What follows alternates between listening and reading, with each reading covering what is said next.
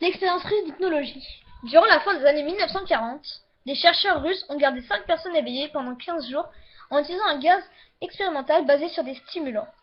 Ils étaient enfermés dans un environnement scellé afin de pouvoir contrôler leur consommation d'oxygène de manière à ce que le gaz ne les tue pas, étant donné qu'il était toxique à partir d'une concentration élevée. Cela a eu lieu avant l'invention des caméras en circuit fermé. Il n'avait donc que des microphones et des fenêtres de verre épais d'une douzaine de centimètres en forme de hublot qui permettaient de les surveiller. La chambre était équipée de lits d'appoint, sans literie, de l'eau courante et de toilettes, et contenait des livres et suffisamment de nourriture sèche pour qu'ils puissent tenir à 5 pendant plus d'un mois. Les sujets de test étaient des prisonniers politiques jugés ennemis de l'État durant la Seconde Guerre mondiale.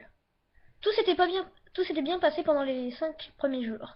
Les sujets ne se plaignaient que rarement, car on leur avait promis qu'ils seraient libres s'ils acceptaient de subir le test et de ne pas dormir pendant 30 jours, bien que la libération fût hors de question. Leurs conversations et leurs activités étaient surveillées, et on a pu noter qu'ils ne parlaient que d'incidents de plus en plus traumatisants dans leur passé. Le ton de la conversation devenait beaucoup plus sombre après le 4e jour. Au bout de 5 jours, ils ont commencé à se plaindre à propos des circonstances et des événements qui les avaient menés là où ils se trouvaient et à montrer des signes de paranoïa sévère. Ils ont arrêté de se parler et, à la place, se sont mis à parler au microphone et au miroir sans teint des hublots. Curieusement, ils semblaient penser pouvoir gagner la confiance des expérimentateurs en se retournant contre leurs camarades, les autres sujets de test en captivité avec eux. Les chercheurs ont tout d'abord supposé qu'il s'agissait d'un effet du gaz. Après 9 jours, le premier d'entre eux a commencé à crier. Il courait sur la longueur de la chambre en hurlant à plein poumon pendant 3 heures sans discontinuer et a ensuite essayé de ne pas s'arrêter. Mais il n'arrivait qu'à produire de temps en temps de petits couinements. Les chercheurs ont pensé qu'il s'était déchiré les cordes vocales. Le plus surprenant dans ce comportement, c'est la manière dont les autres sujets ont réagi. Ou plutôt, n'ont pas réagi. Ils ont continué à murmurer à l'intention des microphones jusqu'à la seconde où les cris ont commencé. Les deux captifs qui ne criaient pas ont alors désossé les livres, ont enduit toutes les pages avec leurs propres excréments et les ont collés sur les verres des hublots. Les cris se sont rapidement arrêtés. Les murmures adressés au microphone également. 3 jours se sont écoulés. Les chercheurs vérifiaient les micros chaque heure pour être sûrs qu'ils fonctionnaient, car ils pensaient qu'il était impossible que 5 personnes enfermées dans une pièce ne produisent aucun son. La consommation d'oxygène indiquait qu'il devait être tous les 5 en vie. En fait, elle correspondait à la quantité d'oxygène que 5 personnes consommeraient pendant un exercice physique extrêmement ardu. Le matin du 14e jour, les chercheurs ont fait quelque chose qu'ils avaient dit qu'ils ne feraient pas pour obtenir une réaction des captifs. Ils ont utilisé l'interphone de la chambre, espérant provoquer une quelconque réponse des détenus. Ils avaient peur qu'ils soient morts ou dans un état végétatif. Ils ont annoncé « Nous allons ouvrir la chambre pour tester les microphones. Restez loin de la porte et allongez-vous sur le ventre par terre, ou vous serez abattus. Si vous respectez ces règles, l'un de vous gagnera sa liberté. » À leur grande surprise, ils ont entendu une seule phrase prononcée d'une voix calme. « Nous ne voulons plus être libérés. » Des débats ont éclaté entre les chercheurs et les forces militaires qui finançaient le projet. Comme il était impossible d'obtenir d'autres réponses en utilisant l'interphone, il a finalement été décidé que la porte de la chambre serait ouverte à minuit le 15e jour. La chambre a été vidée du gaz stimulant et remplie avec de l'air frais, et des voix provenant des micros ont immédiatement commencé à protester. 3 voix différentes ont commencé à supplier, comme s'ils en allaient de l'amour de leur vie, de remettre le gaz. La chambre a été ouverte et des soldats ont été envoyés à l'intérieur pour retrouver les sujets de test. Ils ont commencé à hurler plus fort que jamais et les soldats ont rapidement fait de même lorsqu'ils ont vu ce qui était à l'intérieur. 4 des 5 sujets étaient toujours vivants, bien que l'état dans lequel ils étaient n'était pas qualifiable de vivant. Les rations de nourriture des 5 jours précédents n'avaient pas été touchées. Il y avait des morceaux de chair, des cuisses et du torse des sujets morts enfoncés dans le drain au centre de la chambre, le bouchant, et permettant à une dizaine de centimètres d'eau de s'accumuler sur le sol. La portion de cette eau, qui était composée de sang, n'avait pas été déterminée. Les 4 sujets survivants avaient également des grandes portions de muscles et de blessures avaient été infligées à leur... avaient une grande portion de muscles et de peau arrachés de leur corps. La destruction de la chair et des os à l'air libre sur leurs doigts indiquait que les blessures avaient été infligées à la main et non avec les dents, comme les chercheurs l'avaient pensé au début. Des observations plus précises de la position et de l'angle des blessures ont montré que la plupart des blessures, si ce n'était toutes, avaient été infligées par eux-mêmes. Des organes abdominaux sous la cage thoracique des 4 sujets avaient été retirés alors que le cœur, les poumons et le diaphragme étaient restés en place. La peau et la plupart des muscles attachés aux côtes avaient été arrachés, permettant de distinguer les poumons à travers les côtes. Tous les vaisseaux sanguins et les organes étaient intacts. Ils avaient simplement été retirés et posés par terre, répartis autour des corps éviscérés, mais toujours vivants, des sujets. L'appareil digestif des 4 sujets pouvait être observé en fonctionnement, digérant la nourriture. Il était vite clair qu'ils digéraient leur propre chair, qu'ils avaient arrachée et dévorée durant les jours précédents. La plupart des soldats étaient des Russes d'un commandant spécial affecté à l'installation, mais la plupart ont refusé de retourner dans la chambre pour en sortir les sujets tests.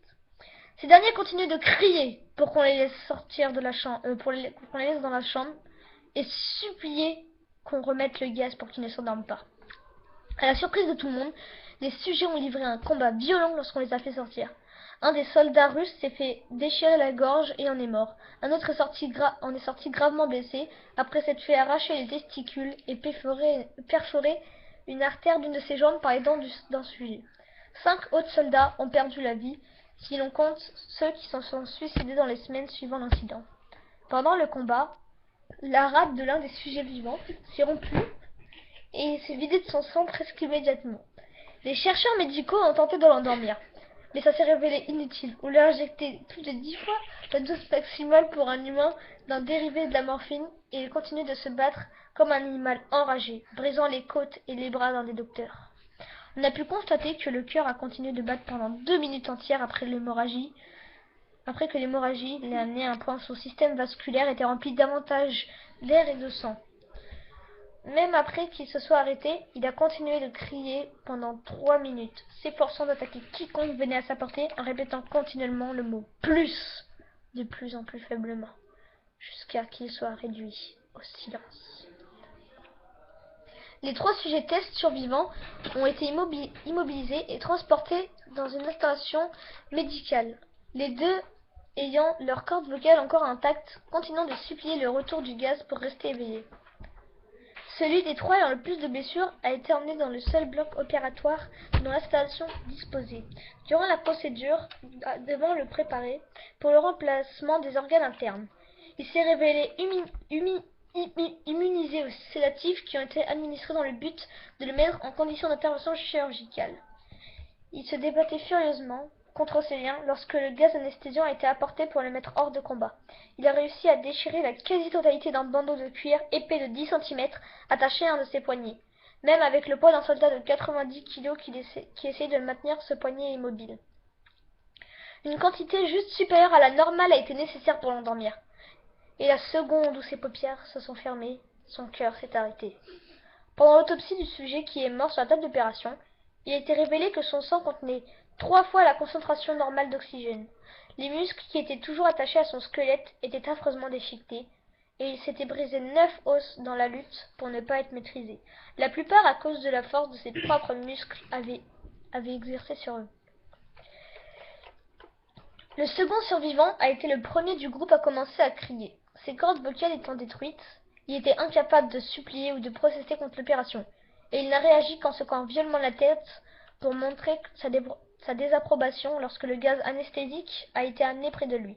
Il a secoué la tête pour dire oui lorsqu'on lui a suggéré, à contre-cœur, d'essayer l'opération sans anesthésie. Et il n'a pas réagi durant les 6 heures qui ont nécessité le remplacement de ses organes abdominaux et la tentative de les recouvrir avec ce qui restait de peau. Le chirurgien président l'intervention n'arrêtait pas de répéter qu'il devait être médicalement impossible pour le sujet d'être encore en vie. Une infirmière terrifiée qui assistait à l'opération a affirmé qu'elle avait vu la bouche du patient se former un sourire plusieurs fois, à chaque fois que ses yeux croisaient les siens. Lorsque la chirurgie a pris fin, le sujet a regardé le chirurgien et a commencé à siffler fortement. essayant de parler en se débattant. Supposant que ça devait être important, le chirurgien a demandé qu'on lui apporte un crayon et un calepin afin que le patient puisse écrire son message. Il était simple. Continuer à couper. Les deux autres sujets ont subi la même intervention, tous les deux sans anesthésie. Cependant, il a été nécessaire de leur injecter un paralysant pendant la durée de l'opération. Les chirurgiens n'arrivaient pas à effectuer la chirurgie pendant que les patients riaient continuellement. Une fois paralysés, les sujets pouvaient seulement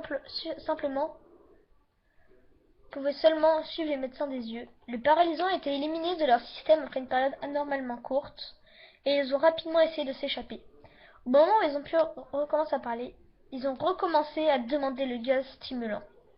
Les chercheurs ont essayé de leur demander pourquoi ils s'étaient infligés ces blessures, pourquoi ils avaient arraché leurs propres entrailles, et pourquoi ils voulaient à nouveau le gaz. La seule réponse qui a été donnée était « Je dois rester éveillé ». Les liens des trois sujets ont été renforcés, et ils ont été replacés dans leur chambre, en attendant de savoir ce qu'on allait faire d'eux. Les chercheurs, faisant face à la colère des bienfaiteurs militaires à cause de leur incapacité à atteindre le but qu'ils leur avaient fixé, ont pensé à les euthanasier. L'officier commandant, un ancien agent du KGB, au contraire, a vu du potentiel en eux et a voulu voir ce qui se passerait si on les replongerait dans le gaz. Les chercheurs s'y sont formellement opposés, mais leur objection a été ignorée. Afin de les préparer à être nouveau scellés dans la chambre, les sujets ont été connectés à un moniteur électroencéphalographique et leurs liens ont été renforcés pour un confinement à long terme. À la surprise générale, ils ont tous les trois arrêté de se débattre au moment où quelqu'un a laissé échapper qu'on allait les remettre dans le gaz. Il était évident qu'à ce moment, ils avaient énormément du mal à rester éveillés. Un des sujets qui pouvait parler fredonnait d'une voix forte et sans s'arrêter. Le sujet muet appuyait ses jambes de toutes ses forces, d'abord la droite, puis la gauche, puis de nouveau la droite, afin d'avoir quelque chose sur quoi se concentrer. Le dernier sujet gardait sa tête au-dessus de son oreiller et clignait des yeux rapidement. Ayant été le premier à avoir été relié à l'électroencéphalogramme, la plupart des chercheurs observaient ces ondes cérébrales avec surprise. Elles étaient normales la plupart du temps, mais affichaient parfois inexplicablement une simple ligne. C'était comme s'ils subissaient plusieurs morts cérébrales avant que tout ne redevienne normal. Comme il se concentrait sur le papier qui sortait du moniteur, seule une infirmière a vu ses paupières se fermer au moment où sa tête est retombée sur son oreiller. Ses ondes cérébrales se sont immédiatement muées en celles du sommeil profond. Puis la ligne droite est apparue pour la dernière fois, alors que son cœur s'arrêtait.